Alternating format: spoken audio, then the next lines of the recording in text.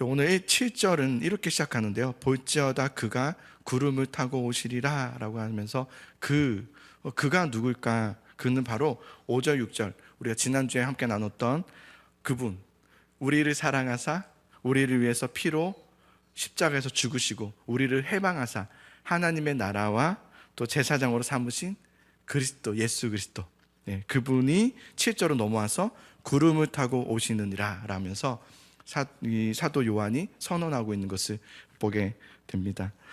예수님께서 구름을 타고 오신다는 것은 다니엘서에서도 예언됐던 말씀인데 오늘은 딱 이 부분만 우리가 찾아볼 거예요. 다니엘서 7장 한번 찾아보겠습니다. 다니엘서 7장 한번 찾아보실까요? 다니엘서, 요한계시록을 딱 표시해 놓고 다니엘서 7장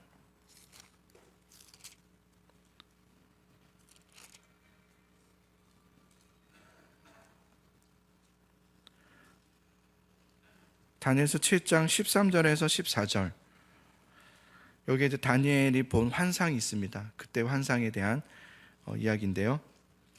자, 다니엘서 7장 13절에서 14절의 말씀을 우리 같이 한번 읽어봅시다. 성경책 저는 찾는 소리가 너무 좋아요. 막 이 소리 있죠. 이 소리가 너무 좋아요. 네, 자 13절 14절 한번 같이 읽어봅시다. 시작. 내가 또 밤 환상 중에 보니 인자 같은 이가 하늘 구름을 타고 와서 옛적부터 항상 계신 이에게 나아가 그 앞으로 인도되매 그에게 권세와 영광과 나라를 주고 모든 백성과 나라들과 다른 언어를 말하는 모든 자들이 그를 섬기게 하였으니 그의 권세는 소멸되지 아니하는 영원한 권세요 그의 나라는 멸망하지 아니할 것이니라. 아멘. 다니엘이 환상을 보는데 예수님께서 하늘 구름을 타고 하나님 앞으로 인도되어지는, 그래서 하나님으로부터 모든 권세와 영광과 나라를 받으시고 그분께서 받으시고 모든 백성과 나라들과 다른 언어들을 말하는 모든 자들이 예수님을 섬기게 될 것이다 라는 그 예언의 말씀, 그 예언의 말씀이 오늘 사도 요한을 통해서 요한계시록에서 다시 한 번 더 그 부분을 똑같이 이야기하면서 하늘 구름을 타고 오신 그분이 바로 예수 그리스도시다, 예수님이 바로 그분이시다, 그분은 반드시 구름을 타고 오신다라는 것을 선언하고 있죠. 여러분, 예수님은 이미 오셨어요. 이미 오신 그것을 뭐라고 하죠? 두 글자로? 초림이라고 하죠. 초림. 예수님께서 이미 오셨어요. 한 번 오신 거예요. 그때 오셨을 때는 나약한 인간의 몸으로 오셨어요. 우리를 구원하시기 위해서. 그래서 마리아의 몸에서 잉태되어서 말구유에 누이시고 공생의 기간 가운데 우리가 요한복음을 살펴보고 있지만 숱한 어려움과 멸시와 천대를 계속 받으시고 십자가에서 극심한 고통 가운데 죽으시는 그 초림의 이야기. 그런데 다시 오실 예수님도 우리는 분명히 알고 있어야 돼요. 우리 초림만 알고 있으면 안 돼요. 다시 오실 예수님 때는 그 모습이 다릅니다. 초림 때와는 예수님의 모습이 완전 달라요.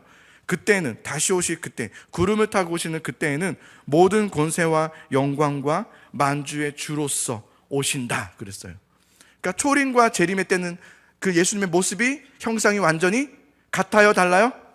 다릅니다. 초림 때는 좀 비참하고 좀 초라한 모습이었다면 재림 때에는 영광과 위엄이 가득한, 초림 때에는 우리의 죄를 대신하여 제물이 되시기 위해서 그 인간의 연약한 모습, 초라한 모습으로 오셨다면 재림 때, 두 번째 다시 오실 때에는 모든 믿는 자에게 소망이 되고 인내하고 견디어낸 자들을 구원하시기 위해서, 구원의 완성을 선사하시기 위해서 영광 가운데 강림하신다. 이게 재림의 이야기예요.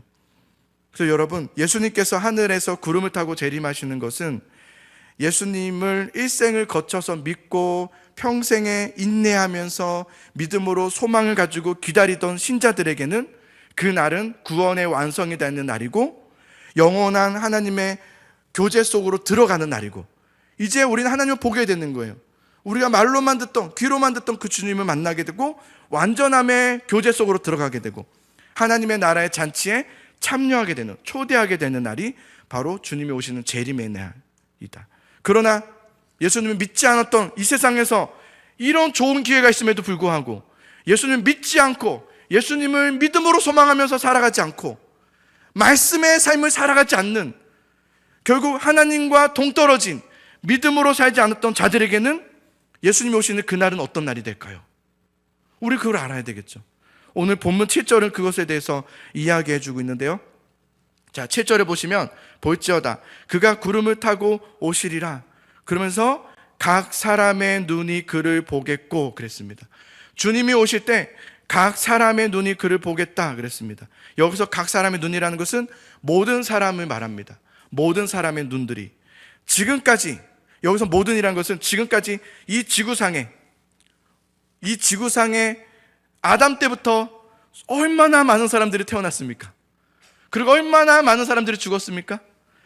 그때 예수님 오실 때 그때 당시에 살고 있는 자와 그 전에 살았지만 죽었던 모든 자들을 포함한 모든 사람을 말합니다. 그러니까 예수님께서 구름을 타고 오실 때는 이 땅에 살았던 모든 사람, 살다가 죽은 사람들 포함해서요, 모든 사람이 다 깨어나서 주님의 오심을 보게 될 것이다 그랬어요. 그러니까 주님이 오시기 전에 죽은 사람들이 먼저 깨어나죠. 일어나죠. 살아나죠. 그리고 주님 오심을 다 보게 되죠. 여기에 대해서는 누구도 예외가 없다고 했어요. 주님 오심을 우리 바빠서 못 보는 일이 없습니다. 나 여행 가느라고 못 보는 일이 없습니다. 내가 지금 뭐 하느라고, 내가 지금 잠자느라고, 내가 뭐 다른 거 하느라고 주님 오심을 못 보는 일은 없다는 거예요. 모든 사람은 주님 오심을 다 보게 될 것이라 그랬어요. 모든 인류는 예수님의 실체를 보게 될 거예요. 우리도 그 실체를 보게 될 거예요. 주님의 그 현현하심을 보게 될 거예요. 와 하면서 감탄하게 되겠죠. 자, 또 어떤 자들이 보게 될 것인가? 7절을 보시면 그를 찌른 자들도 볼 것이요 그랬어요. 그를 찌른 자들, 그는 예수님을 말하죠. 그러면 예수님을 찌른 자들이 누굽니까? 1차적으로는 십자가에 달리시어 죽으실 때에 예수님의 옆구리에 창을 찌른 자들을 말해요. 1차적으로는 그렇습니다. 여러분 생각해 보세요.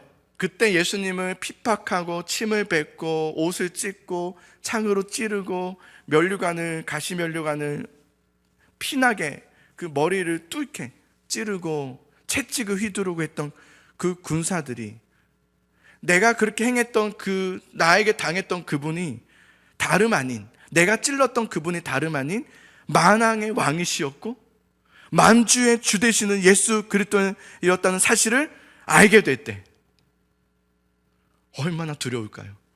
여러분, 한 나라의 왕을 시해하는 것도 구족을 멸한다 그랬단 말이에요. 하물며 만왕의 왕이신 예수 그리스도를, 그 만주의 주 되신 예수 그리스도를 창으로 찔렀으니 주님 오시는 그날 그들은 보게 될 때 얼마나 두려움을 떨게 됐겠습니까? 또한 의미적으로는 뭐냐면 여기서 찌른 자들은 그런 구사들만을 말하는 것이 아니라 이 땅 위에 살면서 예수 그리스도를 믿지 않은 자들, 예수님을 배척한 자들을 말합니다. 여러분, 교회를 다녀도 예수님을 배척한 사람들이 있습니다. 믿음으로 살지 않는 거예요. 교회는 다니지만, 종교 생활은 하지만, 우리가 요한복음을 보면서 뭘 계속 봅니까? 종교 생활을 보지 않습니까? 종교 생활은 하지만 믿음으로 살진 않는 거예요. 예수님이 나의 주님으로 살지 않는 거예요. 여러분, 만약에 오늘 예수님이 정말 오늘 예수님이 오신다면 여러분 어떠시겠어요? 괜찮으세요? 기쁘세요? 아니면 잠깐만요, 지금 안 돼요, 잠깐만요, 준비 안 됐어요, 이런 성도들이 얼마나 많겠습니까? 얼마나 많겠습니까? 그건 믿는 자 아니에요. 그때 오시면 이미 늦어요. 그 미련한 처녀들처럼 슈퍼에 가서 김을 사온들 문 안 열어줍니다. 뭐 그때 와서 막 기도한들 안 됩니다. 교회에 와서 목사님께 전화하고 어떻게 해야 됩니까? 아무리 해도 이제 늦습니다. 전화 안 받습니다. 전화가 불통이 돼요. 예수님을 이 땅에 살아가면서 믿지 않았던 사람들, 예수님의 믿음을 배척했던 사람들, 말씀을 중심으로 살지 않았던 사람들, 그리고 믿는 사람들을 조롱했던 사람들, 믿음으로 사는 걸 조롱하고, 뭘 그렇게까지 살아? 세상에서 잘 살아야지. 세상에서 잘 사는 것이 항상 으뜸이었던 사람들, 그 사람들을 말합니다. 예수님을 듣지만 듣고도 인정하지 않는 거죠. 말씀은 들어도 인정하지 않는 거예요. 예 주님하고 엎드림이 없는 거예요.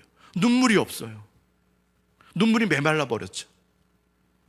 세상의 우상을 섬기며 살았던 사람들, 그 사람들이 바로 찌른 인생들이라고 했어요. 찌른 인생들이다. 그러면서 계속해서 7절에 보시면, 이제 그 다음 7절에 보면 땅에 있는 모든 족속이 그로 말미암아 애곡하리니 그랬어요. 애곡하리다. 예수님을 찌른 자들, 예수님을 믿지 않고 예수님의 말씀을 배척하면서 늘 내가 중심인 거예요. 내 삶이 가장 중요하고 내가 하고 싶은 게 더 먼저예요. 내가 피곤하면 그게 더 중요해요. 내가 하기 싫으면 그게 더 중요한 거예요. 그렇게 믿지 않았던 찌른 자들은 어떻게 될 것이냐? 그때에 애곡하게 될 것이다 그랬어요. 애곡한다. 예수를 믿지 않았던 사람들은 주님 다시 오실 때 후회하고 애통해할 거라고 했어요. 가슴을 치며, 이건 예수님께도 숱한 말씀 많이 하셨죠? 가슴을 치며 통곡할 거라고 그랬어요. 선지자 노릇도 하고, 그러니까 직분자도 되고 목사도 되고 뭐 다 했는데 아닌 거예요. 귀신도 쫓아내고 막 은사도 있고 기도했던 능력이 나타나고, 근데 아니었던 거예요. 착각했던 거죠.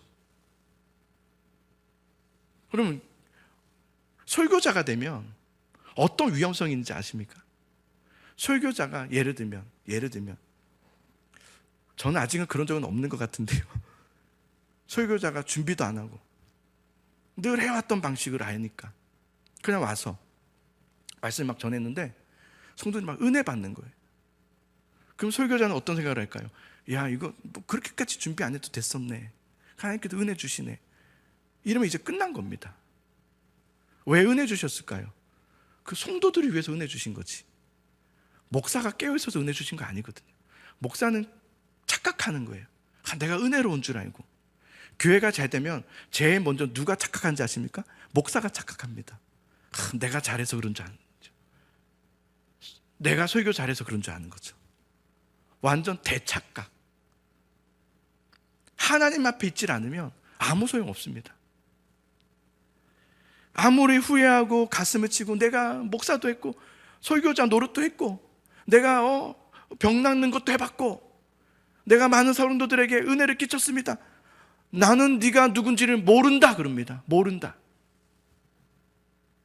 그날에는 여러분 회개할 수가 없습니다. 회개가 적용되질 않습니다. 아무리 통곡을 하고 후회를 하고 가슴을 찌고 회개한들 하나님 안으로 들어갈 수가 없습니다. 그들은 이미, 왜냐하면 예수님을 믿을 수 있는 기회가 다 주어졌거든요. 정말 잠깐 주어진 것도 아니고 정말 수십 년을 통해서 기회가 너무 많이 주어졌음에도 불구하고 안 했기 때문에, 그들은 세상을 따랐기 때문에 그들에게 기회가 주어지지 않습니다. 그러면서 마지막에 7절 마지막 이렇게 끝나죠. 그러하리로다 아멘, 이렇게 끝났는데요, 이 그러하리로다 아멘이라는 게 왜 이렇게 끝나냐면 예수님께서 구름을 타고 오신다. 자, 여러분, 구름을 타고 오신다라고 하는 부분을 좀 말씀드리고 싶은데, 자, 예수님께서 우리 다시 오시는 그날 구름을 타고 오신다고 했을 때 우리의 그림이, 일단은 예수님 밑에 뭐가 있어야 돼요? 예수님 발 밑에 구름이 있고 그 위에 예수님이 이렇게 있고, 뭔가 균형 잡기 위해서 손을 이렇게 뻗으시는 모르겠지만 이렇게 두 손을 벌리고 뭐 그런 모습을 우리는 상상해요. 왜냐면 구름을 타고 오신다니까, 탄다니까, 타고 오신다니까. 그런데 사실 원어에는요 타고 온다고 되어 있지 않고요, 구름과 함께라고 되어 있어요. 구름과 함께. 이 구름이라는 상징이 있어요. 하나님의 현현, 임재, 보호, 이런 것을 말하는 거예요. 그러니까 예수님이 구름을 타고 오신다, 구름과 함께 오신다는 거 뭐냐면 하나님의 이루시는 그 일을 그때 이루신다는 거예요. 그것과 함께 오신다는 거예요. 최종적인 구원의 완성, 모든 말씀의 성취, 주님의 임재, 완전한 임재가 그분과 함께 오신다는 말이에요. 그러니까 정말 구름을 말하면 안 돼요. 구름, 그런 우리가 생각하는 손오공이 타고 오는 그런 구름이 아니에요. 예수님이 그 구름과 함께 오실 때 하나님의 그 성취. 그래서 다니엘서 오늘 우리 읽었던 것에도 권세와 영광을 함께 한다고 하지 않았습니까? 그렇게 함께 올 때에 그때 우리는 어떻게 될까요? 믿는 자들은요 몸이 부활할 몸으로 바뀌어집니다. 몸이 부활의 몸으로. 그러니까 우리가 아픈 사람들, 어려운 사람들 뭐 각가지에 있지만 최상의 몸으로, 부활의 몸으로. 물론 우리가 너무 세상적으로 아름다운 모습으로만 생각하진 않았으면 좋겠어요. 물론 그렇겠지만 그게 핵심이 아니라 완전한 몸으로, 우리의 부활의 몸으로 우리 변화되어 주님 오심을 맞이하게 될 거예요. 그때 우리는 그 모든 광경을 보게 될 거거든요. 지금은 내가 감이 안 오는 건 괜찮아요. 그럴 수 있어요. 그럼 그날은 반드시 있거든요. 왜? 그날에 대해서 분명히 요한계시록에서 너무 선명하게 해서 얘기해 주고 있거든요. 그날이 되면 우리는 이렇게 생각할 거예요. 부활의 몸을 보고 구름과 함께 오신 예수님을 보면서 내가 이 세상에서 헛고생한 것은 아니구나 라는 것을 알게 될 거예요. 그걸 깨닫게 될 거예요. 그리고 만천하에 예수님을 믿음으로 살았던 내 믿음이 드러나게 돼요.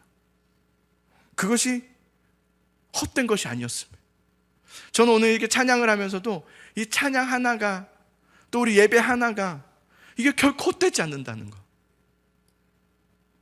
이거 결코 소홀히 여길 수 있는 것이 아니라는 거. 우리는 그날 우리에게는 위로의 날이 될 것이고, 믿는 자들에게는 그리고 주님 오심이 감격의 날이 되겠죠. 그러나 예수님 믿지 않고 배척하면서 나중에, 다음에, 오늘은 말고, 난 믿음으로는 난 살 자신이 없다고 하면서, 이거는 살 자신이 있는 게 아니라 이거는 선택권이 아니거든요. 그렇게 살지 않으면 안 되는 거거든요. 그럼에도 불구하고 나는 하지 않을 거라고, 지금은 안 할 거라고 하는, 그렇게 배척하면서 또 믿는 자들을 그렇게 조롱하면서 살았던 그들, 믿음으로 살지 않았던 자들은 뒤늦은 후회로 애통하며 절망하며 통곡하게 나게 될 것이다. 그러면서 그러하리로다 아멘은 반드시 그렇게 될 것이다. 이게 하나님의 말씀이에요. 반드시. 여러분, 제가 여러분에게 여러분 제가 반드시 이렇게 하겠습니다 라고 한다면 어느 정도는 지킬 수도 있겠지만 인간인지라 못 지킬 수도 있죠. 그러나 하나님은 그렇지 않으세요. 하나님이 이렇게까지 말한다면 이거는 너무 분명한 거예요. 그러하리로다, 반드시 그러하리로다 하면서 아멘까지 해요. 하겠다는 거예요. 그렇게. 때로는 여러분, 우리 인생 중에서 보면은 살다 보면 이해되지 못하는 때가 있어요. 그래서 왜 나에게 이런 일이 일어나는 걸까? 왜 이렇게 어려움이 있는 걸까? 이해할 수 없는 그 상황들에 놓여질 때가 있죠. 답을 계속 구하죠. 하나님 왜 그런 겁니까? 도대체 하나님의 답은 무엇입니까? 답을 찾죠. 그런데 답을 찾지 못해요. 저는 그런 자들에게 요한계시록의 말씀은 분명한 답을 준다고 생각해요. 영광의 주님께서 반드시 구름을 타고 오신다. 이게 저는 분명한 확답이라고 생각해요. 예수님은 반드시 오신다. 이 땅을 살아가면서 불만족스럽고, 내 삶이 불만족스럽고 부족함을 느끼고, 그래서 나는 이것이 좀 채워지면 좋겠는데, 이것만 좀 채워지면 내 삶이 정말 행복할 것 같은데 라는 우리의 공허함, 우리의 부족함들, 그러나 그 모든 것들이요, 예수님 오시는 그날이 딱 되었을 때 우리는 모든 게 다 이해가 됩니다. 아, 그렇구나. 그리고 내가 이해할 수 없었던, 답을 찾지 못했던 그 공허함에 하나님의 완전하심으로 채워짐을 얻게 되죠. 우리에겐 잠깐의 기쁨과 즐거움이 아니라 영원한 기쁨과 평강을 우리는 얻게 되는. 그리고 주님 오시는 그때 악함에 대해서는, 세상에 대해서는 반드시 심판하신다고 했어요. 심판한다. 저는 장례식장을 가면, 요즘은 더 그런 것 같아요. 가면 갈수록 그런 생각이 정말 많이 들어요. 갔다 오면 계속 그런 생각이 들어요. 이 세상을 위해서 살지 말자. 저도 여러분, 이 세상에서 누리고 싶어요. 좀 더 편하고 싶고, 우리 다 그렇잖아요. 더 얻고 싶고, 더 갖고 싶고. 근데 그러지 않으려고 싸우는 거죠. 그러지 말자, 그러지 말자, 그러지 말자, 그러지 말자. 거기에 속지 말자, 속지 말자, 속지 말자. 세상 거 구하지 말자. 계속 그러고 있어요. 세상 거 구하지 말자. 더 편한 거 구하지 말자. 싸우는 거예요.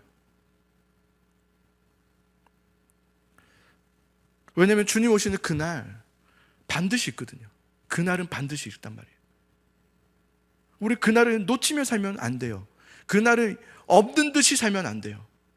그날은 그러하리로다 아멘, 반드시 있다고 그랬어요. 우리는 그날 다 알게 됐고, 서로 그때 지사님, 권사님, 목사님 막 다 알게 될 거라면 우리 그때 다 만날 거예요. 주님 오시는 그날. 누군가는 주님 앞에 올려짐을 받을 것이고, 누군가는 내쳐짐을 받는다고 그랬죠. 그러니 여러분, 지금 우리가 살아가는 이 세상의, 이 땅의 삶이 얼마나 중요한지를 이제 아시겠습니까? 이 땅에서 믿음으로 산다는 것이 얼마나 중요한지를 이제야 좀 아시겠습니까? 내 인생의 목적이 무엇이어야 되는지를 이제야 좀 아시겠습니까? 왜 우리가 제대로 된 말씀을 배워야 하고, 그 말씀을 공부하면서 예배하는, 영으로 예배하는 그 삶을 살아야 되는지를 이제야 우리는 아시겠습니까? 하나님의 말씀에 순종하는 그 삶이 때로는 미약해 보이기도 하고, 순종하면 믿음으로 사는 삶이 때로는 아무도 알아주지 않는 혼자만 싸우는 싸움이니까 어떨 때 미련해 보이기도 하고,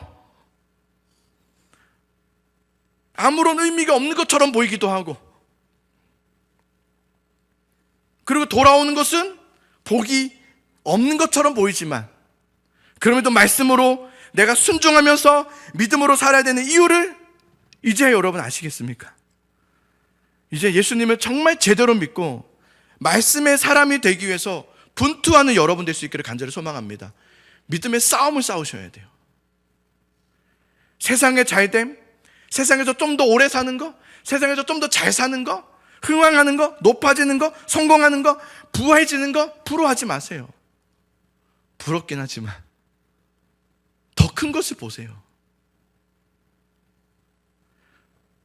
더욱 우리는 주의 일을 힘쓰는 자가 돼야 돼요. 주의 일이라는 것은 교회 봉사라는 말이 아니에요.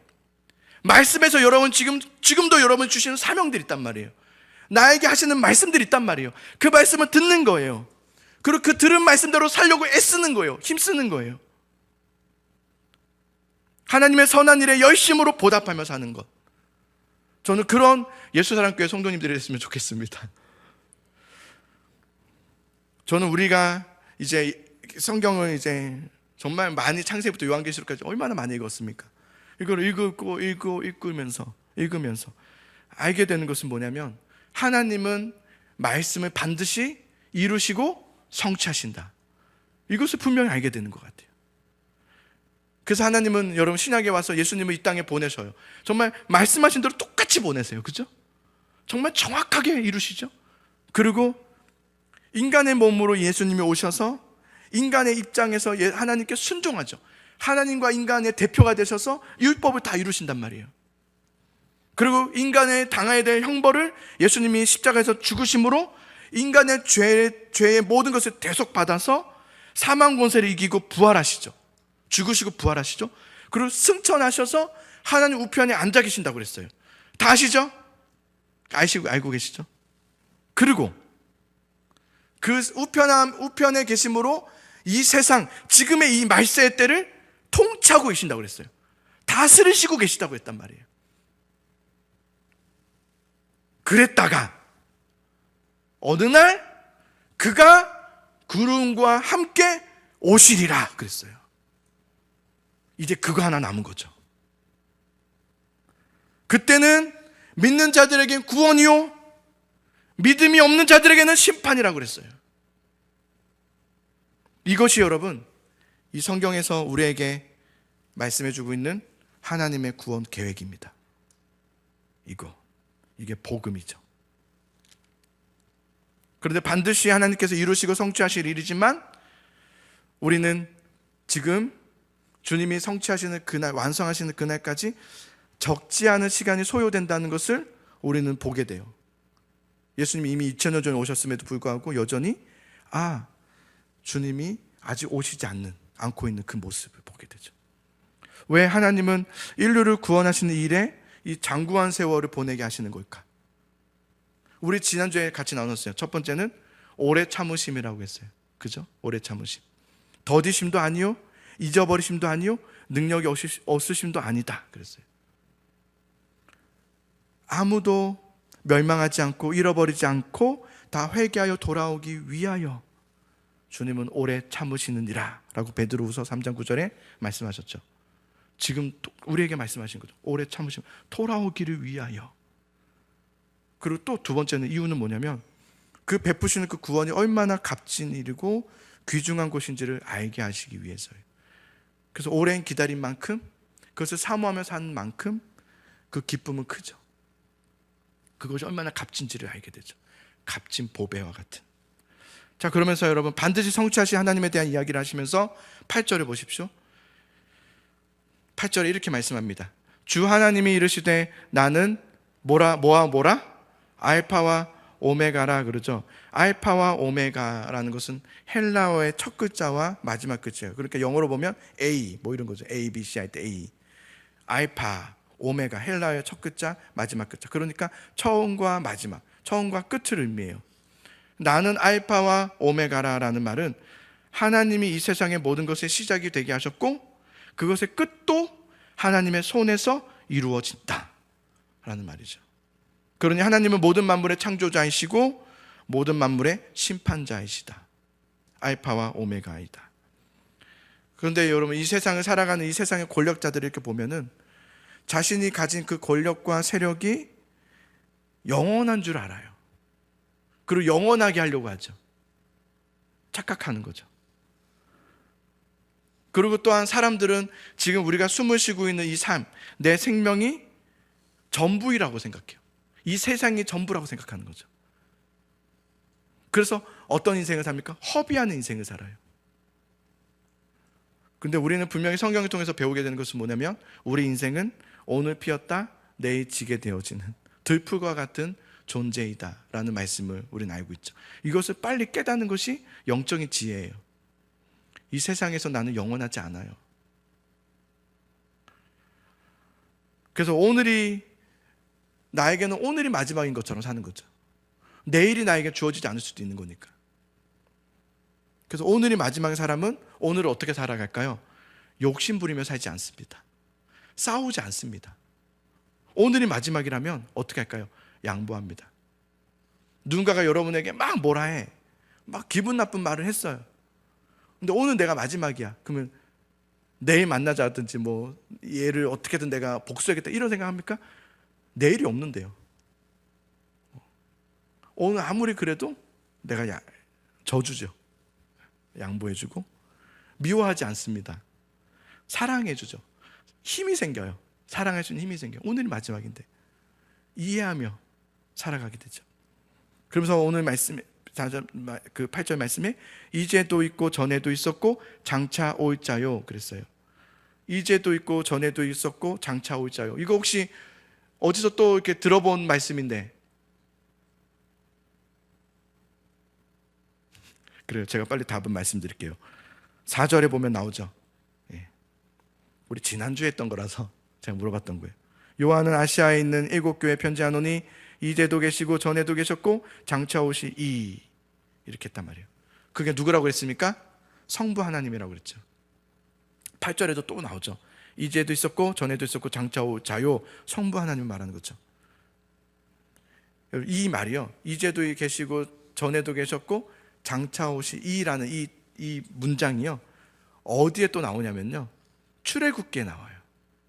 출애굽기에 모세가 호렙산에서 하나님을 만나지 않습니까? 그때 모세가 이제 하나님의 뭘 물으냐면 이름을 물어요. 하나님의 이름은 무엇입니까? 라고 물었을 때 하나님께서 자신의 이름을 이렇게 대답하셨어요. 나는 여호와라. 이렇게 말하지 않고 나는 스스로 있는 자이니라 그랬어요. 너무 애매한 말이죠. 나는 스스로 있는 자이니라. 이게 무슨 말이냐면 이제도 있었고 전에도 있었고 장차 올 자이니라 이런 말이에요. 그럼 이게 더 무슨 말이냐면 해석을 해보면 이런 말이에요. 너희 인간의 지식과 지혜와 한계로는 나의 이름을 다 알 수 없다는 말이에요. 너희는 나의 이름을 다 알 수 없다. 그러나 앞으로 나는 너희의 인류 역사 속에 개입하여서 나는 너희들과 함께 할 것이고 너희를 이끌 것이고 인도하시어 그 이루시는 나의 이름을 너희는 차차 알게 될 것이다. 이게 바로 나는 스스로 있는 자이니라. 이때도 있었고 전에도 있었고 장차 올 자이니라. 그러니 여러분 우리는 내일 일을 몰라요. 내일도 우리가 어떤 일이 일어날지 모르는. 그러나 하나님은 우리의 먼 미래의 모든 것까지도 다 알고 계시는 하나님이시죠. 그러면서 전능한 자라 그랬어요. 오늘 8절에 보면 전능한 자라. 하나님의 전능하심 많이 들어봐서 어느 정도 아실 거예요. 하나님께서 하시고자 하시는 일에 하나님은 못하실 것이 없으신 분이란 말이죠. 없으신다. 못하실 것이 없으시다. 사람은 하고 싶어도 못하는 것이 있어요, 없어요? 있을 정도가 아니라 많아요. 그죠? 많아요. 우리는 힘이 없어서 못하기도 하고 한계가 있어서 못하기도 해요. 아무리 내가 좋은 마음으로 했어, 그래도 우리는 한계가 있기 때문에 못할 때가 많아요. 그러나 하나님은 다르세요. 하나님은 힘이 없어서 못하시는 일도 없고, 누가 반대했기 때문에 반대 세력에 의해서 성취하지 못하실 일도 없어요. 하나님은 반드시 모든 걸 성취하세요. 저는 그걸 믿습니다. 믿으십니까? 하나님이 모든 것을 성취하실 거예요. 내가 얼마나 잘했냐, 내가 얼마나 못했냐는 상관없어요. 하나님은 하나님의 일을 이루실 거예요. 그냥 지금까지 그랬고 앞으로도 그럴 거예요. 그런데 그때 우리에게 질문이에요. 너는 그때 어디 있었냐는 거예요. 너는 그때 뭐 했냐는 거예요. 주님이 다 하신다니까 나는 그 밖에 있었습니다, 이러면 안 되는 거예요. 그 흐름 속에 들어가서 그 흐름에 순종하면서 사명자로 사용되는 하나님의 자녀가 되어야 되는 거죠. 그래서 우리가 살아가면서 하나님의 전능하심을 우리가 알아요. 그렇지만 우리의 현실 속에서 보면 하나님은 전능하시지만 내 삶은 어려움을 당하기도 하고 아픔을 당하기도 하고, 때로는 믿음으로 살다가도 세상에서 짓밟히기도 하고 고통을 겪을 때도 있어요. 그래서 우리는 그때마다 하나님께 어떻게 기도합니까? 하나님, 이 고통을 빨리 없애주십시오. 이 고통으로부터 빨리 건져주십시오. 주님, 하나님 불가능이 없으시니까 도와달라고 우리는 그렇게 기도하는 경우가 되게 많습니다. 그런데 내가 그렇게 기도했는데 하나님께서 돕지 않으시는 것 같고 내 기도를 응답하지 않으시는 것 같고 그럴 때가 있단 말이에요. 왜 그런 걸까요? 제가 좀 말씀드리고 싶은데요, 하나님은 우리의 기도에 응답하지 않으시면 없습니다. 하나님 우리의 기도를 다 응답하세요. 그래서 그 기도의 응답이 예스가 될 때죠. 예스, 그렇다 할 때고 노 할 때도 있죠. 그것도 응답입니다. wait, 기다려, 그것도 응답이에요. 예스, 노, 기다려, 다 응답이에요. 하나님의 응답. 내 기도에 하나님이 예스 하실지 아니면 노 하실지 아니면 안 된다고 하실지 아니면 뭐 기다리라 할지, 이것은요 여러분 기도하고는요 맡기는 거예요. 그걸 그냥 맡기는 거예요. 내가 그것을 결정하려고 하면 안 돼요. 예스 하셔야 됩니다. 노 하시면 안 됩니다. 웨이트는 안 됩니다. 너무 힘듭니다. 이거 우리가 결정하면 안 돼요. 우리는 뭐 하는 거냐면 우리 존재는 하나님께 우리의 것을 맡기는 거예요.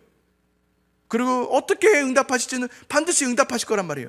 그게 예스일 수도 있고 노일 수도 있고 웨이트일 수도 있는데 그 뭐든지 하나님, 나는 그것을 응답으로 받는 거죠. 그래서 여러분, 때로는 하나님께서 노 할 때가 있단 말이에요. 그런데 생각해 보세요. 여러분, 노 해서 잘 될 때가 얼마나 많았습니까? 그때 됐으면 어떨 뻔했어요. 안 돼서 다행이지. 있어요, 없어요? 있단 말이에요. 그러니까 우리는 무조건 예스가 아니에요. 노도 응답이고요. 기다려야 될 때도 있단 말이에요. 그땐 기다리는 거예요. 하나님께 맡겨드리면서. 저는 그래서 맞아요. 예수님께서 하신 말씀대로 하나님은 우리의 기도를 반드시 응답하신 하나님이십니다. 아멘이십니까? 하나님은 반드시 우리의 기도를 응답하세요. 하나님은 하나님의 선하신 뜻 가운데 주님의 구원과 선하심과 전능하심대로 주님의 뜻을 이루어 가실 거예요. 주님은 결국 구원의 계획을 완성하시고 말 거예요. 하나님은 합력하여 모든 것이 합력하여 선을 이루실 거예요. 그걸 믿는 거죠. 문제는 우리예요. 우리가 문제인 거죠. 하나님이 문제가 아니라 우리는 기도하면 무엇인지 하나님은 나의 모든 것을 서포터해줘야 된다고 생각해요. 그러나 그런 우리 하나님은, 우리는 그런 하나님을 기대하지만 때로는 하나님께서 우리를 광야로 이끌어 가실 때가 있습니다. 우리 교회도요, 아무리 평화롭고 좋고 하지만 여러분은 뭐 느끼지 못할 수 있지만 저는 느껴요. 어려움이 왔구나, 또 힘듦이 왔구나, 또 풀리고, 이거 계속 반복해요. 그냥 늘 적기만 할 적은 한 번도 없었어요. 제가 여러분에게 지금 어렵습니다 이런 얘기는 안 하죠. 그렇지만 그럴 때가 있단 말이에요. 우리를 때로는 그런 어려움 가운데 내모실 때가 있고, 실패로 보이는 그 십자가로, 연약해 보이는 십자가로 우리를 이끌어 가실 때가 있지만, 사실은 그 십자가를 통해서 하나님은 하나님 뜻을 또한 이루어 가시는. 그래서 저는 어려움이 있지만, 어렵다고 해서 예를 들면 우리 가정이 어렵다든지 뭐 교회가 어렵다든지 그러면 이거 큰일 났다, 우리 교회 망하는 거 아닌가, 우리 가정 망하는 거 아닌가, 이렇게 생각해 본 적은 한 번도 없어요. 저는 단 한 번도 그런 생각을 해본 적이 없어요. 이 교회는 하나님의 교회이기 때문에, 하나님이 통치하시는 교회이기 때문에 망할 일이 없거든요. 저는 하나도 안 두려워요. 종종 여러분들이 뭐 말할 수 있어요. 걱정된다, 예를 들면. 아직은 없었지만, 아무리 저는 그런 얘기 들어도 전 걱정되지 않아요. 우리가 어떻게 하냐에 따라서 교회가 망하고 무너진다고 생각하지는 않거든요. 하나님은 하나님의 뜻을 계속 이루어 가실 거예요. 중요한 건 뭐냐면, 그때 나는 누구이냐예요. 나는 어떻게 하고 있었냐는 거예요. 나는 영적으로 깨어 있었느냐, 나는 그것을 위해서 기도했느냐, 그 안에 나는 좀 분투하면서 믿음의 선한 싸움을 싸우고 있었는가. 나는 그게 중요해요. 왜냐면 나는 주님 다시 만나게 될 그날이 반드시 있거든요. 우리는, 나는 그날을 준비하거든요. 그날 돼가지고 하나님께서 유성아 너 큰 교회를 이루었구나 이런 얘기는 안 하실 겁니다. 믿음으로 선한 싸움을 싸웠구나, 할 수 있지만 안 했구나, 포기했구나, 참 잘했다. 하나님께서 딱 주신 선이 있단 말이에요. 너 선 잘 지켰구나. 그게 달란트 아닙니까? 선 지키라는 거 아니에요? 그 선 넘지 않았구나. 예 주님, 넘을 뻔도 많이 했는데요, 넘지 않고 싸웠습니다. 나도 그럴 뻔했는데 안 하려고 싸웠습니다. 이런 거.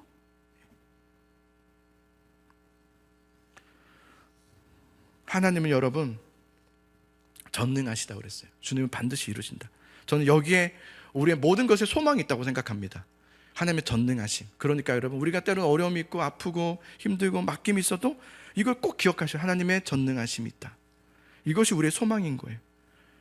그 전능하심의 소망을 가지고 오늘 우리는 이 땅에서 뭐 하는 겁니까? 주님을 찬양하는 거예요. 주님을 경배하는 거죠. 주님의 구원을 노래하는 거죠. 그게 이 땅에서 사는 믿음의 사람들의 모습이죠. 그게 우리들의 예배이고요, 그게 우리들의 기도이죠. 그래서 우리 같이 오늘 이 찬양으로 같이 고백하면 좋겠습니다. 우리 보좌 앞에 모였네. 이 찬양을 주님 앞에 다 모이게 되겠지만 오늘부터 서보는 거예요. 주님 앞에 서서 경배해 봅시다.